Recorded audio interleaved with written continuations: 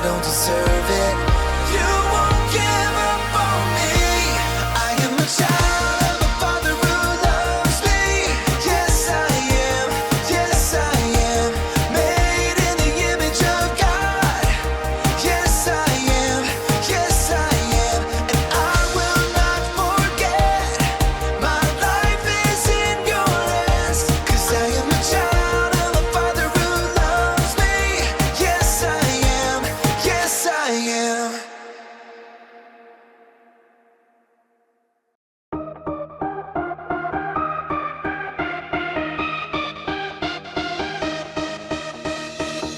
You spoke one word and the dark became light.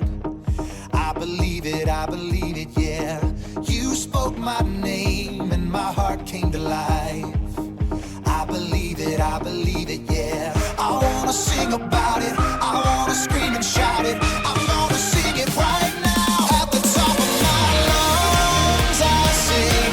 With all of my heart I will praise you. God, you are everything. You're the reason that I lift my voice. At the top of my lungs I'll sing. With all of my heart I will praise you. God, you are everything. You're the reason that I lift my voice. At the top of my lungs. Yeah, at the top of my lungs.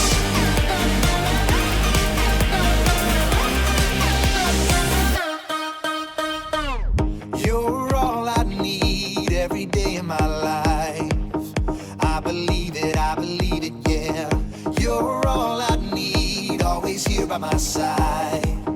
I believe it, yeah. I wanna sing about it, I wanna scream and shout it. I wanna sing it right now. At the top of my lungs I'll sing. With all of my heart I will praise you. God, you are everything. You're the reason that I lift my voice. At the top of my lungs I'll sing. With all of my heart I will praise you.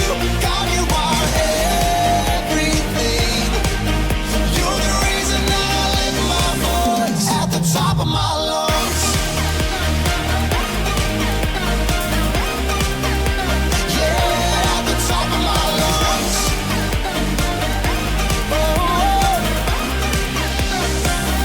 At the top of my lungs. I'm gonna scream it, oh, I'm gonna shout it. I'm gonna sing it out. At the top of my lungs. I'm gonna scream it, oh, I'm gonna shout it. I wanna sing it right now. At the top of my lungs I'll sing. With all of my heart I will praise you. God, you are everything. You're the reason that I lift my voice. At the top of my lungs I'll sing. With all of my heart I will praise you. God, you are everything. You're the reason that I lift my voice. At the top of my lungs I'll sing. With all of my heart I will praise you. God, you are everything. You're the reason that I lift my voice. At the top of my lungs. At the top of my lungs.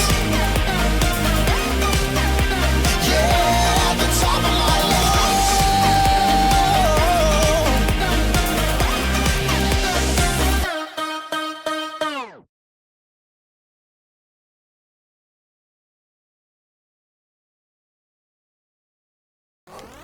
Come on, must make it to the village.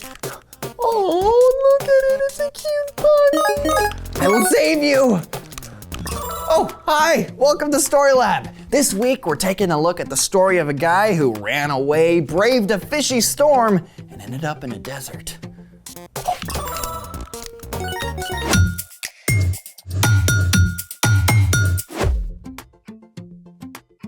Hey, I'm Carter. And I'm Zeke. We're talking about how trusting and remembering that God is with you can help you handle whatever comes your way. And you look like you're ready to handle A snowstorm? Sandstorm. Well, it looks calm in here. I just added this new weather mod to my game and it got intense. There was this wild windstorm in the ocean biome, and I got tossed up onto a beach biome right in the middle of an old shipwreck. And then I had to brave a terrible sandstorm in a desert biome. I think I've got sandburn. More like eye strain. Plus, I ran out of food inventory immediately. My hunger bar is completely empty. I know what you need. Oh, a golden carrot? You need some real life. I'm thinking edible sand? Edible sand, what? Let's make it. Today, we're making edible kinetic sand. Oh, so ready. Step 1, mix up your dry ingredients, which include 1 cup of baking soda, ½ cup of cornstarch, ½ cup of sugar, and 1 tablespoon cream of tartar.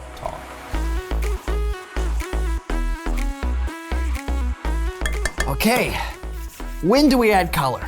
Step 2, mix about 10 drops of food coloring into 3 tablespoons of water. 1, 2, 3, 4. 1, 2, 3, 4. That should make a nice purple. Okay, dump it in. Whoa, relax. Step 3, slowly add in the water.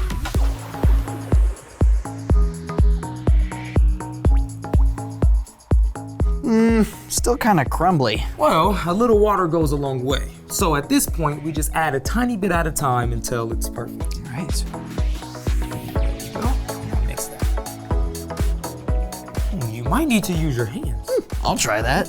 Oh, very calming. It's better than a virtual sandstorm, for sure. And I get to replenish my hunger bar. Yeah, but just because it's edible, it doesn't mean that it tastes great. You better tell me that. Would you have listened? Probably not.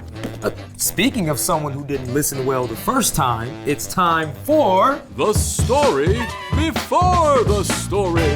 Today, we're in the book of Jonah. In the beginning, God created everything, including people. We had a perfect friendship with God. But people chose to turn away from God. They sinned, which caused a terrible curse that infected every heart and pulled people away from God. Everything was broken. But God loves us so much, He wanted to restore our relationship with Him. So God began an epic rescue plan. God chose Abraham and promised to bless the whole world through his family. Sometimes this family, God's people, followed Him. But often they turned to go their own way. For many years, the Israelites were ruled by kings. But after Solomon, the kingdom split in 2 parts. Many of the kings who followed led the people away from God.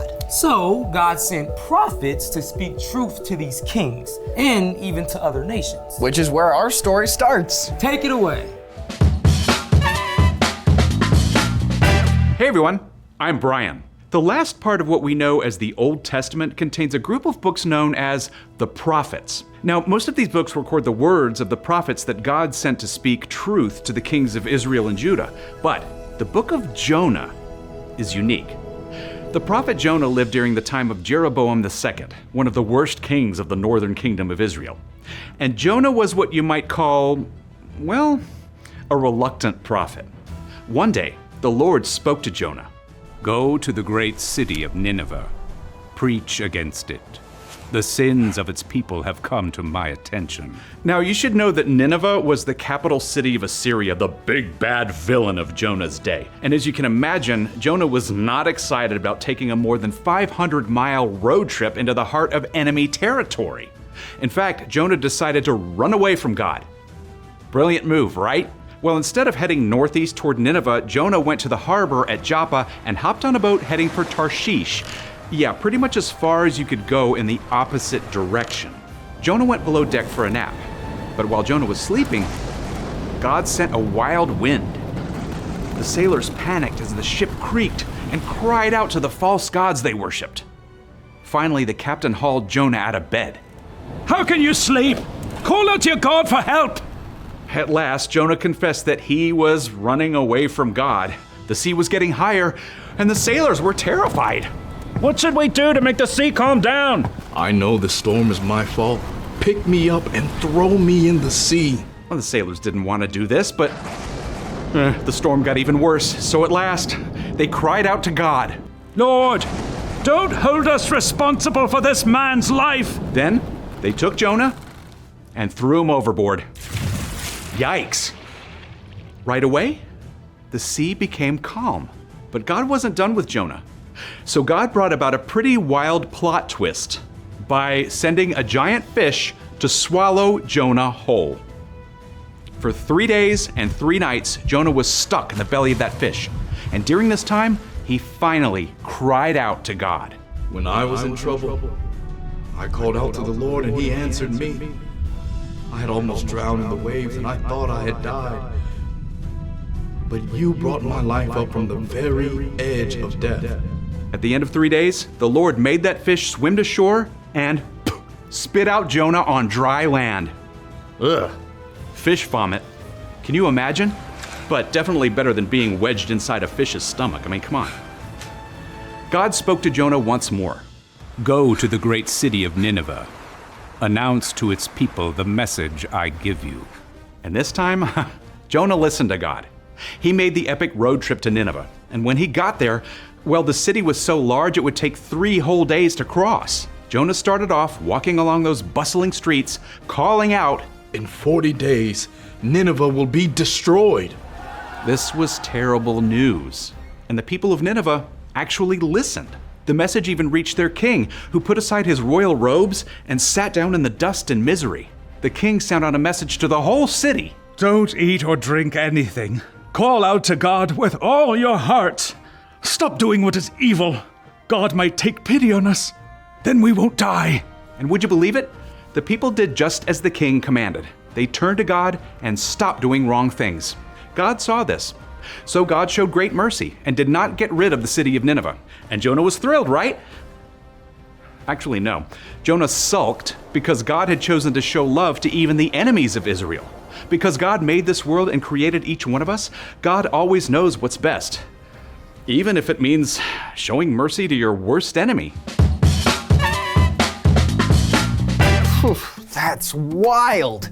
Jonah was supposed to be a prophet, but he did all that to run away. It was the sailors and the enemies of Israel who actually listened. It's a great reminder that God's love is for everyone, including those who don't know God yet. So, what's our part in this story? Well, Jonah knew all about God, but he sure didn't live like it. He made choices out of fear and frustration, placing trust and confidence in himself. See, he didn't really believe the truth that God knows what's best. We have a chance to live differently.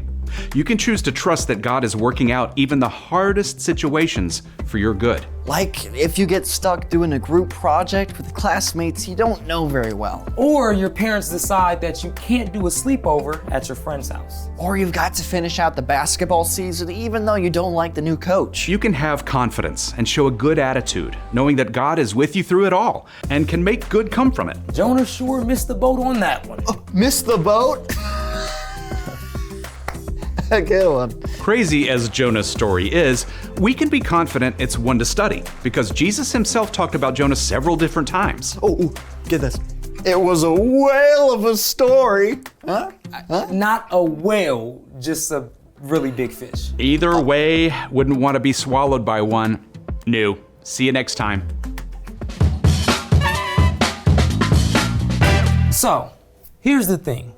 God knows what's best. Even when you're frustrated Or uncertain. or it's hard to do the right thing. You can take a deep breath and trust that God has got it. So you can relax. Yeah. You know, I'm glad God gave us creative ways to calm down and chill out. Ooh, you wanna make some more colors? On it. Thanks for joining us in the Story Lab. See you next time.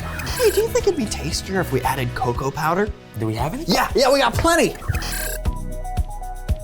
You ready to try it? Go for it. Oh, you're gonna mix it in? Yeah. You wanna leave it on top though, because that way it creates a nice No. layer.